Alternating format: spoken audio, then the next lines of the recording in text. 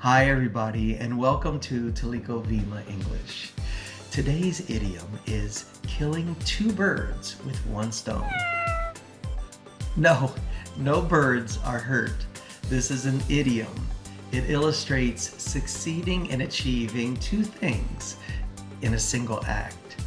For example, I killed two birds with one stone by picking up the kids from school on the way to my appointment. You see? Two things in a single act to kill two birds with one stone. It's used quite often in the English language. We invite you to subscribe and like and share.